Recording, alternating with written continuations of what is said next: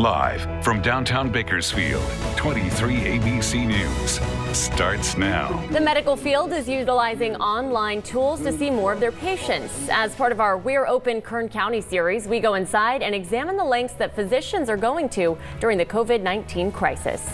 Plus, new wait times for test results when it comes to COVID-19. We'll tell you how local residents can expect decreased waiting times from accelerated urgent care. And a Bakersfield man will go before a judge today for the death of an 8-year-old girl. We'll tell you more about the charges he's facing. Good morning and thanks for tuning in for 23 ABC News at 6 a.m. on this Monday. I'm Danielle Kernkamp. I'm Mike Hart. Glad you're here. Let's bring in CHP Officer Robert Rodriguez right off the bat and get a look outside at our roadways. Robert. Thank you very much, Mike. Well, if you have to be out and about right now, our roadways and freeways are looking really nice around town right now. No crashes to report or any major problems or issues on our roadways or freeways. And if you have to go out of town, right now is a great time right now. All of your major routes are currently open. As always, please buckle up your seatbelts before heading out. That's my look at traffic. Alyssa, we'll send it to you. All right, good morning. Thanks so much for that, Robert. Taking a look now at our temperature here in Bakersfield. As we look at our radar, you can see there's not a lot going on at this hour. It's a pretty quiet morning out there and a cold morning. We're at 46 degrees right now here in Bakersfield, but we are going to be warming up to some more seasonal temperatures later on today. We're looking at dry, warm weather this week. Not a lot of change from our day-to-day. As we look at what the temperatures will change to later on today, you can see at 8 a.m. it'll still be a calm and cold morning at 48 degrees, but we are going to be warming up to 63 for your lunchtime hour as the skies start to clear. We'll see some sunshine, 71 degrees at 4 o'clock for our high for today. And then taking a look at the next few days here in Bakersfield, you can see we stay in the 70s. Coming up, we'll talk more about what's ahead for the week and next weekend.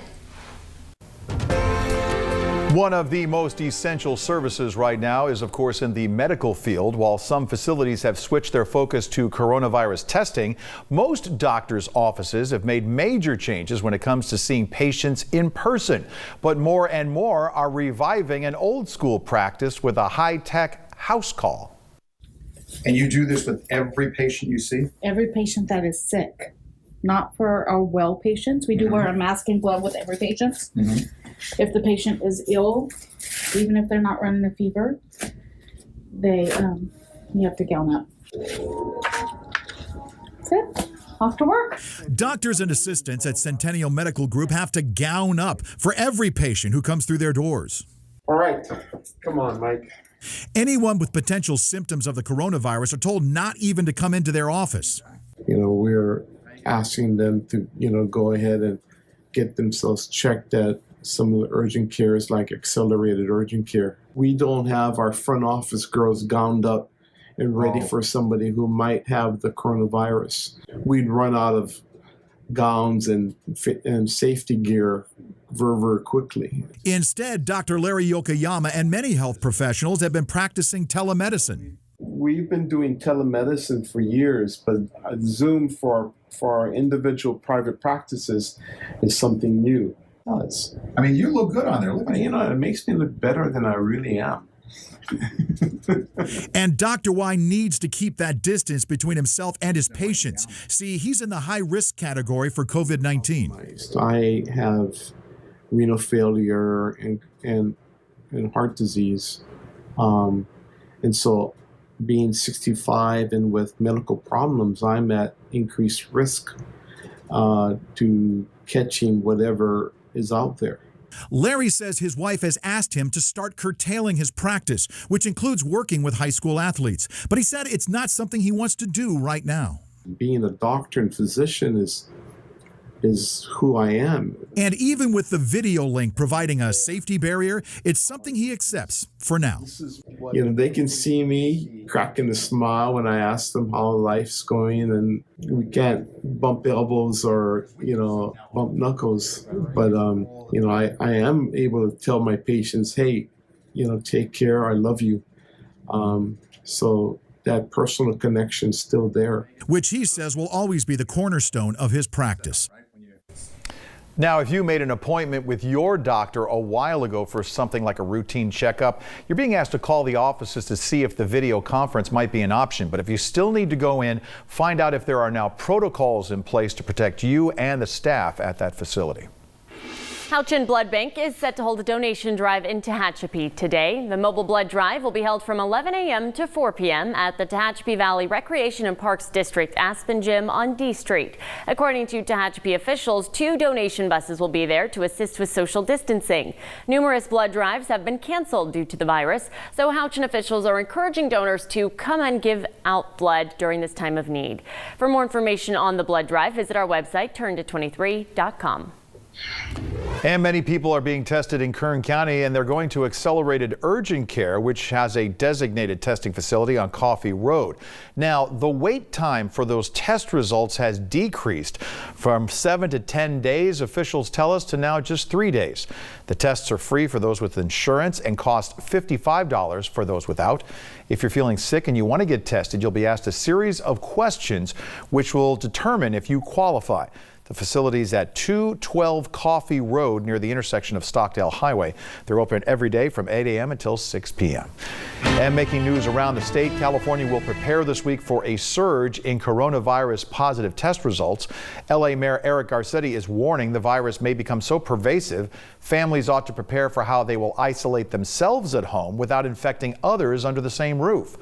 Garcetti urges those who test positive not to rush to hospitals unless they have serious symptoms, but instead to, quote, take isolation seriously.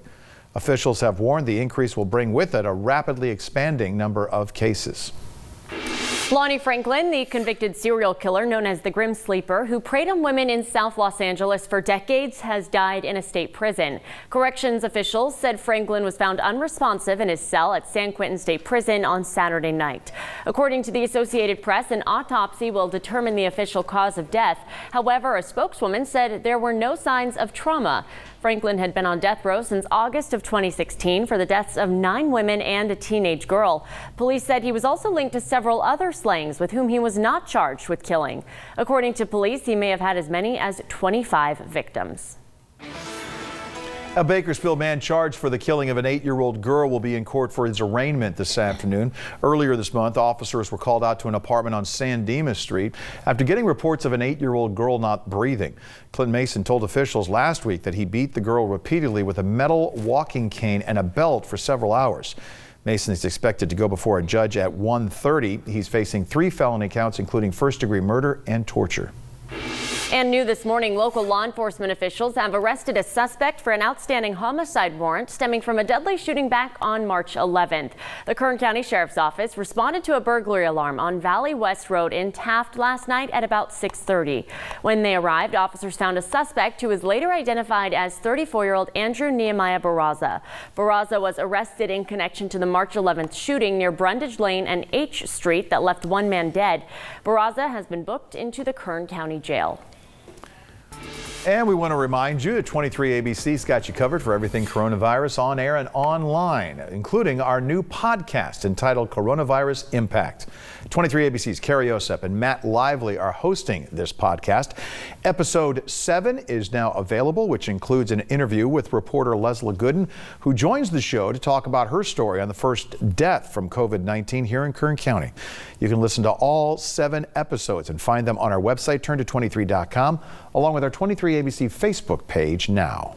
And we want you to tell us how you're making it during these times. Are you watching movies, doing activities with your kids, maybe some home projects? Send us videos or pictures on our Facebook page or email us at news@kero.com. You might see some of them right here on 23 ABC.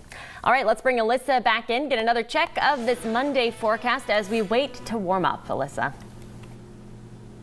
Yeah, we're waiting to warm up to some seasonal temperatures today. And once we get there, we're really going to stay there all throughout the week. We're not seeing a lot of change throughout the week. We're just going to be seeing some dry, some warm temperatures, a break from that rain that we've been seeing last week. So right now we're looking at 46 degrees in Bakersfield, 40s across much of the valley at this hour. Some of our mountain communities still freezing this morning. Looking at our county forecast here in the valley, you can see, we'll be warming up to 71 here in Bakersfield. 70 for you in Shafter. Down at the Grapevine, a high of 62 for you today. Taft looking at a high of 68. Now, as we look at the forecast for our mountain communities, you can see we're going to be in the 50s and 60s across our mountains today, a high of 58 for you in Tehachapi. The desert looking at highs in the 70s today. Mojave, you have a high of 68 degrees for you today. Ridgecrest looking at a high of 74 degrees. All right, let's get a quick check at your roads this morning with CHP Officer Robert Rodriguez. Good morning, Robert.